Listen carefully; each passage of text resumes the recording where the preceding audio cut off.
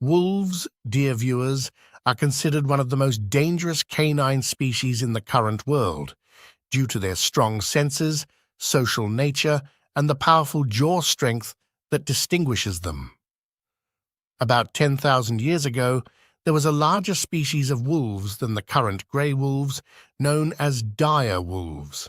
This species also belonged to the canines, meaning that the dire wolf is an exact copy of the current wolf, but slightly larger and with a stronger jaw.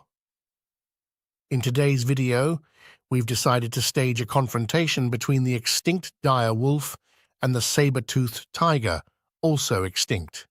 Some may feel that the outcome is predetermined in favor of the saber-toothed tiger and that there is no chance for the wolf. However, let us remind you, dear viewers, that the saber-toothed tiger lost in confrontations against the lion and the tiger and could have killed them, but its jaw strength did not assist it.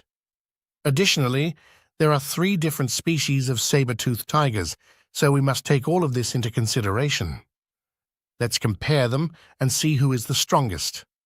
Let's go. The image in front of you, dear viewers, illustrates the difference in size between the grey wolf and the dire wolf. Of course, there is a difference, but it's not as significant as some may imagine, because many people imagine that since it's extinct, it must have been huge, but in reality, the difference is not that big. Speaking of the current grey wolf size, we find that the weight ranges from 25 to 60 kilograms, which leaves a considerable range due to gender differences, as males differ from females. However, the height doesn't vary much, ranging from 70 to 80 centimeters. But when it comes to the size of the dire wolf, we find that the weight could reach up to 75 kilograms, and the largest dire wolf discovered had an estimated weight of around 90 kilograms in Florida. But that was the largest individual, and the average would be smaller. Regarding the height of the dire wolf, it reaches almost a meter from the ground to the shoulder on average, but it could range from 80 to 120 centimeters. But remember, this is from the ground to the shoulder. Overall, the dire wolf is about 1¼ times larger than the grey wolf. But not only is the dire wolf larger in size, it also significantly excels in jaw strength, as its bite force can reach up to 450 pounds per square inch, which is quite good because if we compare it to the lion's bite force, which is 650 pounds, we find it's somewhat close. Unlike the saber-toothed tiger, whose bite force reaches 1/3 of the lion's bite force, around 230 pounds. So the confrontation is clear so far that it won't be easy for the saber-toothed tiger at all. This leads us to the point that the saber-toothed tiger has 3 different species. Look, dear viewers, although the saber-toothed tiger is known as the saber-toothed tiger, it is not actually from the tiger family. It's actually closer to lions and tigers in appearance, but it's originally a species of Smilodon, which is a bit different from them, but still similar to large cats. Anyway, this family point won't affect us in the fight result. What matters is the size, speed, physical strength, and of course, the bite force.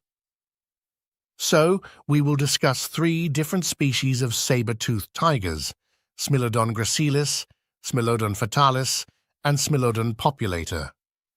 Smilodon gracilis weighs about 55 kilograms and is about 80 centimeters tall, considered the smallest species. Smilodon fatalis weighs about 220 kilograms and is about 100 centimeters tall, considered the average species. Smilodon populator weighs about 350 kilograms and is about 150 centimeters tall, the largest species. Although the 3 species differ in size, their bite force remains weak, which is a significant weakness facing the saber-toothed tiger in today's confrontation. However, if we choose Smilodon gracilis in today's confrontation with the dire wolf, we can say that the dire wolf will win because it simply excels in bite force and size. As for the saber-toothed tiger, it excels in speed and even physical strength, As long as the size difference is not significant, their physical strength would be comparable. So if we imagine a real confrontation between the two, we can say that the dire wolf will win by about 70%. But the question here, if the two species are different, in previous confrontations between the saber-toothed tiger and the lion, the results were not in favor of the saber-toothed tiger. Although it engaged in major battles and could have killed the lion, its jaw strength was a significant weakness in combat, and it didn't help it win. Don't forget that the saber-toothed tiger has many advantages, such as its large size and giant weight in the case of Smilodon populator, which, of course, translates to physical strength and claw strength, among other features. You are absolutely right in this point, but the idea is that its weakness lies in a sensitive area, and we are talking about jaw strength, which is its primary weapon in combat. If it's not strong in this aspect, no matter what advantages it has in other aspects, it won't help much. So, who will win the dire wolf or Smilodon populator? Here we will have to talk more about the comparison. So we said that the size will definitely be in favor of Smilodon populator because, as we said, its weight is about 350 kilograms. We said that the dire wolf is about 90 kilograms, or even if it's 100 kilograms, it's still a big difference. That's more than 3 times. So, of course, size matters, and of course, overwhelming strength is in favor of Smilodon populator. Surely you know who will prevail. You have one whose size is 3 times that of the opponent, so surely its physical strength will be much better. Now you have a clear advantage with Smilodon populator in size, physical strength, and claw strength. As for the dire wolf, it will excel in jaw strength and put a few lines under this jaw strength, senses, and speed. So now, dear viewers, you have the statistics. Who do you expect to win? Stop the video here and write down your prediction in the comments. Okay, now you've talked about Smilodon gracilis and Smilodon populator. Why didn't you include Smilodon fatalis in the comparison? Well, dear viewer, here's a secret for you. You'll find out at the end of the episode, so let's not spoil it now. You wrote your prediction in the comments. Let's move on to the fight scenario to see who will prevail. Now, dear viewer, I've chosen a simple fighting scenario for you, but it's better if I show you this clip from the movie Alpha. Of course, the movie is about a great wolf helping a person survive, but that's not our topic. What we're talking about is the fight between the Smilodon and the dire wolf in the movie. Let's watch the clip.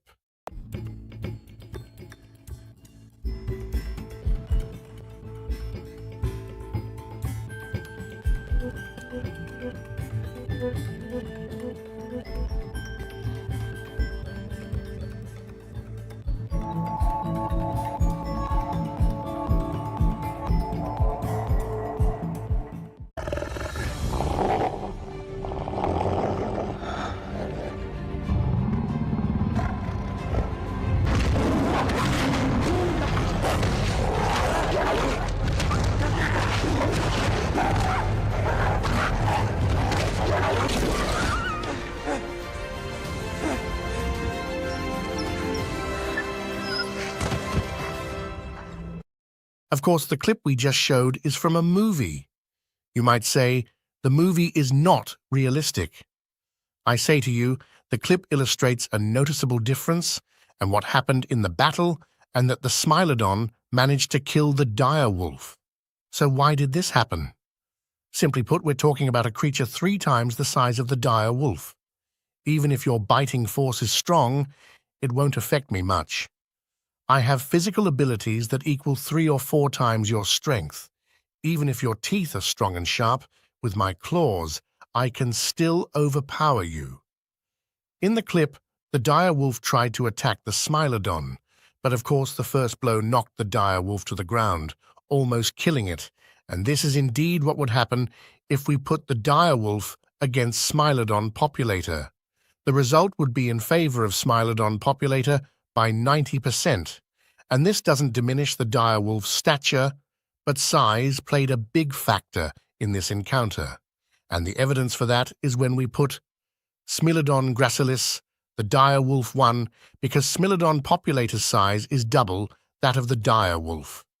The result will certainly be decisive.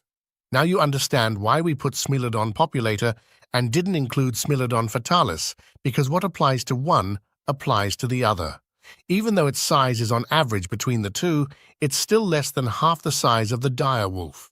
So, if the first will win by 80% or 90%, the second may win by 60% or 70%.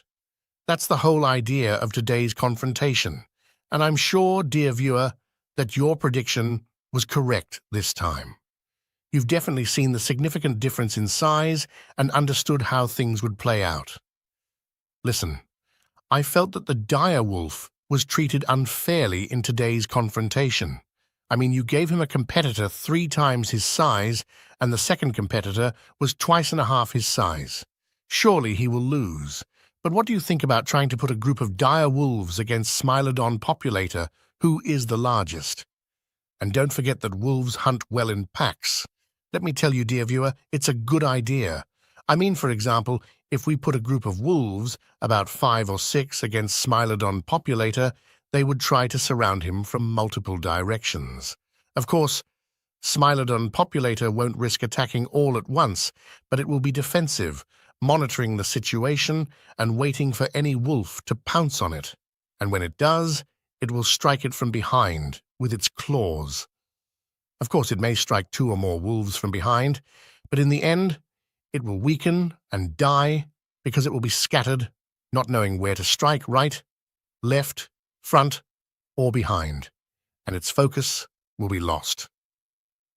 So, if a group of direwolves, 5 or 6 of them, were to face Smilodon populator, the direwolves would win because they already hunt very well in packs.